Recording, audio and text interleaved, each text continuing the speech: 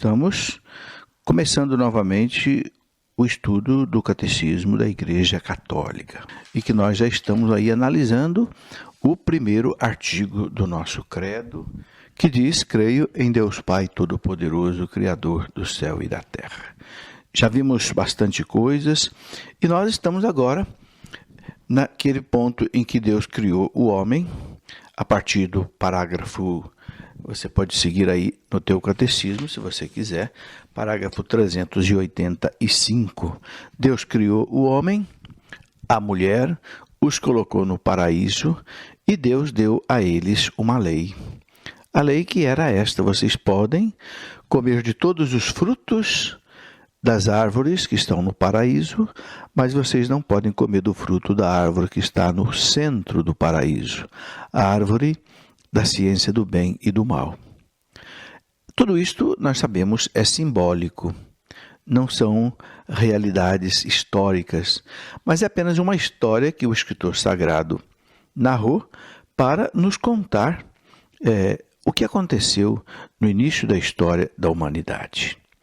Então, vemos aí que começa o pecado a entrar na história do mundo. Como disse São Paulo, onde o pecado abundou, depois a graça de Deus superabundou. E o Catecismo lembra para nós, no parágrafo 386, que o pecado ele está presente na história dos homens e que seria inútil a gente tentar ignorar o pecado ou querer dizer que o pecado é algo, não sei, apenas psicológico, afetivo. Não. O Catecismo diz que é uma dura realidade, uma realidade obscura, e para que a gente possa tentar compreender o que é o pecado, é preciso, antes de tudo, reconhecer a ligação profunda do homem com Deus, porque foi o rompimento desta ligação profunda do homem com Deus que a Igreja chama de pecado. Né? Essa realidade do pecado é mais particularmente o pecado original, das origens, e que só se entende à luz da revelação divina. Por quê? Porque Deus é que vai revelar isso para nós. Ninguém seria capaz de entender, de inventar o pecado original se ele não fosse revelado por Deus. Sem o conhecimento de Deus que ele nos dá, não se pode reconhecer com clareza o pecado. E somos tentados, então, a explicar o pecado unicamente como uma falta de crescimento, como uma fraqueza psicológica, né, ou alguma coisa desse tipo. Um erro, ou, não sei, a sequência necessária de uma estrutura social inadequada. Bem, a Igreja nos ensina que, à luz do desígnio de Deus sobre o homem, a gente então compreende que o pecado é um abuso da liberdade que Deus dá às pessoas. Essa é a definição que o Catecismo coloca para nós do pecado, um abuso da liberdade que Deus nos dá, criadas para as que foram amá-lo e amar-se mutuamente. O homem não recebeu a liberdade de Deus para fazer o que ele quer, para fazer o mal, não, para fazer o bem, para ele amar-se a si mesmo, amar os outros e para amar a Deus. Quando o homem abusa da liberdade, que é o maior dom que Deus nos deu, é preciso entender isso, que o maior dom que Deus nos deu é a liberdade. Deus nos deu tanta liberdade a ponto de a gente poder se voltar contra ele. Veja que os animais não receberam liberdade. O animal não faz o que ele quer. Ele é totalmente dominado pelo homem, porque Deus não deu a ele o livre-arbítrio, não deu inteligência, não deu as mãos como deu para nós. Então, o pecado original é uma verdade essencial da fé católica. Essencial, diz o Catecismo, aí no parágrafo 388. Quer dizer, é um dogma de fé. Com a revelação que Deus nos fez, né, fica muito claro, é muito esclarecida a questão do pecado original, bem no começo da história da salvação. E que, vejam bem, só fica claro à luz da morte e da ressurreição de Cristo. Por quê? Porque Cristo veio para destruir o pecado. Então, a realidade do pecado original só é bem entendida à luz da morte e da ressurreição de Cristo. Cristo veio para destruir o pecado. Esta foi a missão de Jesus. São João Batista diz bem claro, está lá no Evangelho de São João, João 1,29, eis o Cordeiro de Deus que tira o pecado do mundo. O Papa Bento XVI disse bem claro, no seu livro Jesus de Nazaré, que Jesus não é um revolucionário, Jesus não veio para usar a violência para fazer a salvação da humanidade, nada disso. Jesus veio, diz o Papa, pela sua morte, pela sua ressurreição, pelo seu sacrifício pessoal, ele veio tirar o pecado do mundo. Com isso, o Papa anula completamente uma teoria falsa que andou acontecendo aqui na América Latina, de alguns que quiseram ver Jesus como um revolucionário de Nazaré, um zelota que queria restabelecer politicamente o reino de Deus. O próprio Papa João Paulo II, quando esteve a primeira vez na América Latina, logo no início do seu pontificado, em 1979, quando ele foi ao México, na reunião dos bispos da América Latina, no CELAM, na Conferência Episcopal Latino-Americana, em Puebla, no México, o Papa João Paulo II disse bem claro, não se coaduna com a fé católica esta imagem de Jesus como um revolucionário de Nazaré, que é muito do gosto da teologia da libertação. O Papa deixa bem claro isso, que Jesus veio para tirar o pecado do mundo e tirar o pecado do mundo com o seu sacrifício. Por isso, meus irmãos, é preciso conhecer a Cristo como fonte da graça para conhecer, então, Adão como fonte do pecado. Cristo é a fonte da graça, Adão é a fonte do pecado. É o Espírito Santo que Cristo enviou que vai mostrar ao mundo a sua culpa a respeito do pecado e vai revelar exatamente Jesus Cristo como o Redentor do mundo. O parágrafo 389 do Catecismo diz uma coisa muito importante, que a doutrina do pecado original é, por assim dizer, o reverso da boa notícia de que Jesus é o Salvador de todos os homens e de que todos têm necessidade da salvação e de que a salvação é oferecida a todos graças a Cristo. Então, ele diz à igreja que tem o senso de Cristo, quer dizer, que tem o sentimento de Cristo, né? Sabe perfeitamente que não se pode atentar contra a revelação do pecado original sem atentar contra o mistério de Cristo. Não sei se você entendeu bem essa palavra. Não se pode atentar contra a revelação do pecado original sem atentar contra o mistério de Cristo. Ou seja, se nós negarmos o pecado original, nós estamos negando também o mistério de Cristo. Por quê? Porque Cristo veio para destruir o pecado, desde o pecado original. Quando nós somos batizados, São Paulo diz que nós somos mergulhados na morte de Cristo, morremos com Cristo, consequentemente morremos para o pecado original e renascemos na graça de Deus, como filhos de Deus. Por isso que o batismo é o sacramento inicial da salvação, nos liberta do pecado original. E o Catecismo nos ensina como é que a gente deve entender, então, todas essas coisas. Antes de tudo, antes de falar do pecado do homem, ele deixa bem claro que o relato do Gênesis 3, da Bíblia, que utiliza uma linguagem feita de imagens, feita de símbolos, mas afirma um acontecimento importantíssimo, um fato que ocorreu no início da história do homem. Esse fato é inegável, a realidade do pecado original. A história humana está marcada pelo pecado original, cometido livremente por nossos primeiros pais. O Catecismo deixa isso bem claro e o Concílio de Trento confirmou isso também de maneira bem clara. Na história da humanidade entrou algo que feriu toda a história humana, o pecado original.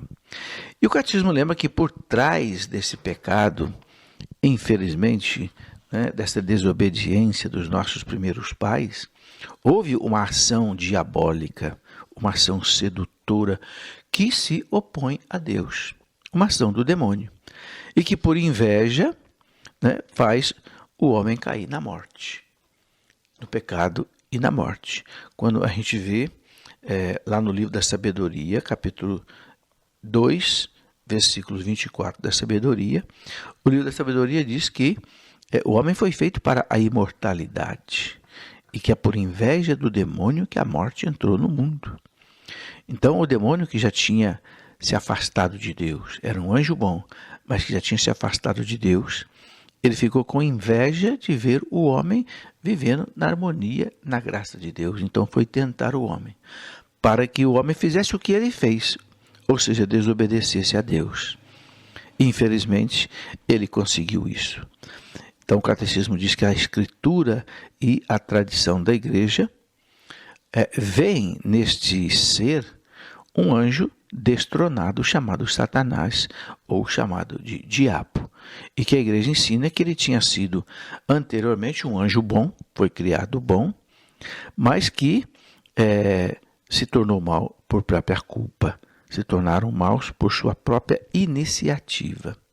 E a Escritura fala de um pecado desses anjos. Esses anjos cometeram um pecado contra Deus. Na segunda carta de São Pedro, capítulo 2, versículo 4, São Pedro coloca isso. Esse pecado dos anjos, pecado de soberba, de quererem ser como Deus. E foi exatamente essa tentação que eles sopraram no ouvido de Adão e Eva. O que o Senhor Deus disse que vocês não podem comer do fruto da árvore do bem e do mal que está no centro do jardim, é porque esse Deus é um Deus maldoso. Esse Deus é um Deus que sabe que o dia que vocês comerem deste fruto da árvore do bem e do mal, seus olhos vão se abrir e vocês vão ser como deuses. Então, Adão e Eva ficaram encantados, porque a tentação sempre ela é encantadora. A tentação, meus irmãos, ela é assim como uma maçã caramelada, cheirosa, apetitosa, mas que dentro dela traz um veneno. É assim o pecado, é assim a tentação. A tentação é atraente. É como, por exemplo, a isca que vai pegar um peixe. Você coloca aquela isca que para o peixe é muito saborosa, apetitosa. Pode ser uma minhoca, pode ser um camarão, pode ser uma outra coisa, mas dentro você esconde o anzol.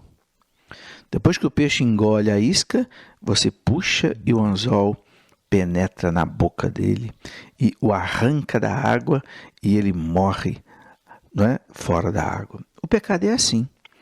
O pecado é assim. Todo pecado é assim. É uma tentação ilusória que tem um sabor, uma apetitosa, cheirosa, mas que por dentro tem um veneno cruel, que traz a morte.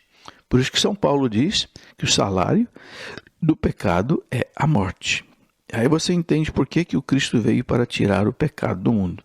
Porque se ele não tirar o pecado do mundo, não tira também a morte.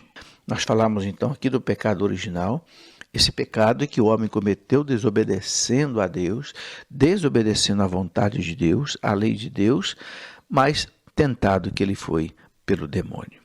O demônio, esse tentador, ele quer ver o homem longe de Deus. E ele vai tentar o homem dizendo exatamente isso, e vós sereis como deuses. Era exatamente o que ele queria. O diabo ele é pecador desde o princípio, disse Jesus. Ele é o pai da mentira. Lá em João 8,44 a gente vê isso. Então, a igreja nos ensina que o demônio não pode se converter, porque é o caráter irrevogável da sua opção que faz com que ele não possa se converter.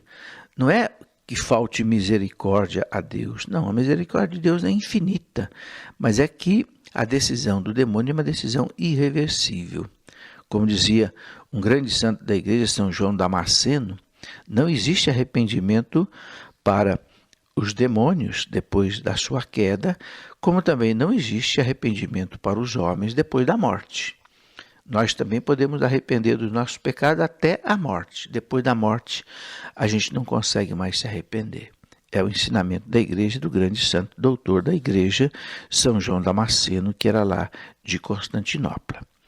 Bem, então a Escritura, meus irmãos, mostra esta influência terrível, negativa, daquele que Jesus chamou de homicida desde o princípio, né? O demônio.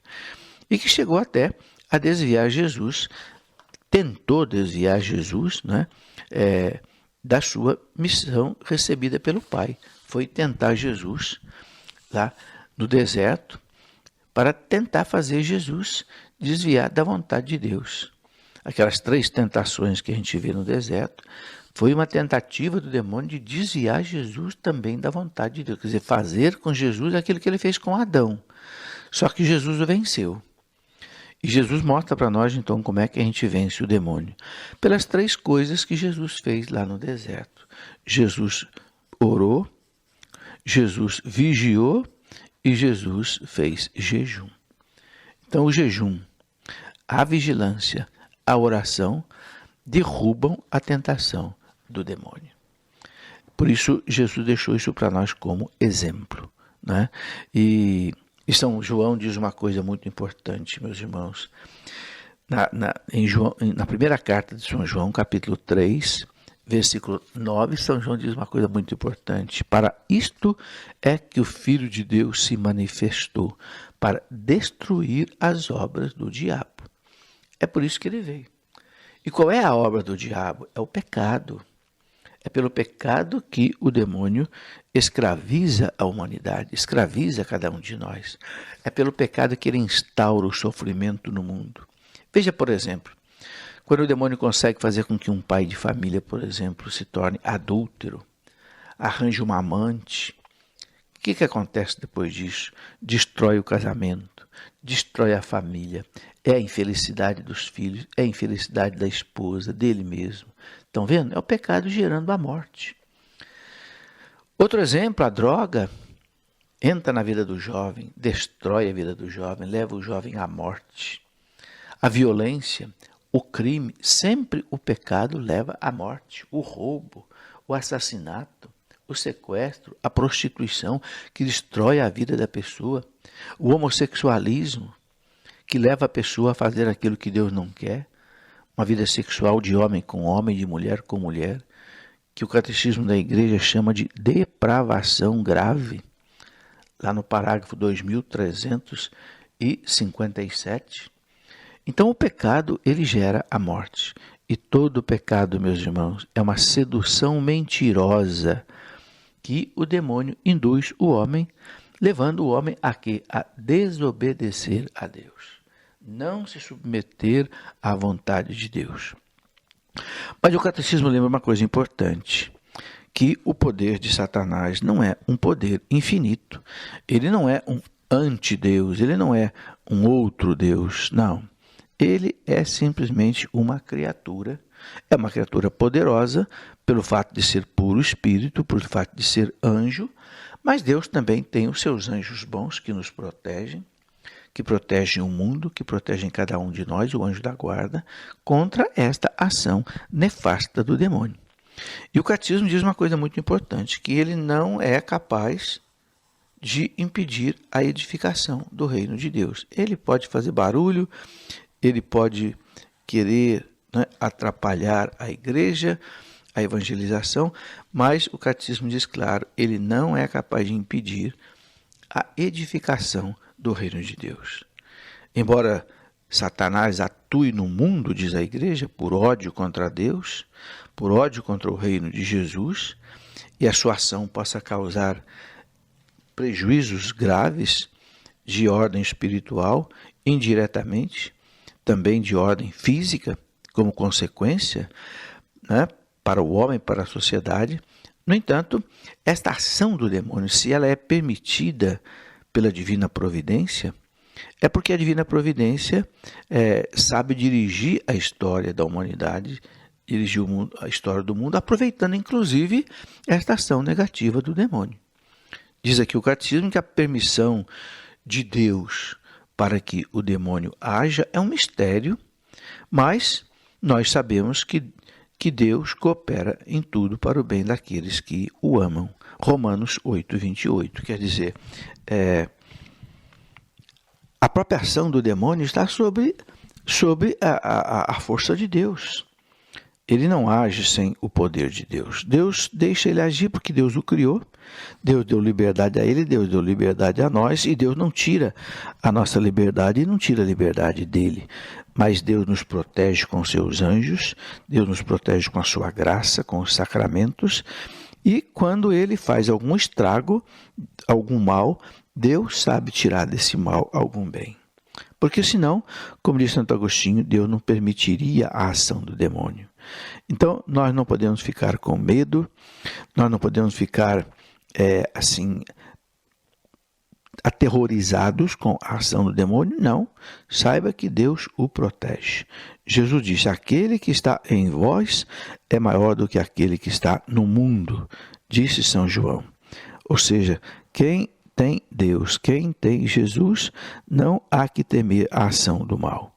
E se a ação do mal nos atingir, Deus sabe desta ação negativa tirar algo de bom para nós. Senão Deus não permitiria que ele agisse. Bem, meus irmãos, por hoje ficamos por aqui, mas nós vamos continuar a estudar um pouco do pecado original no nosso próximo programa, vendo o que ele causou, vendo as suas consequências e vendo também o que Deus vai fazer para restaurar, né, o pecado que destruiu.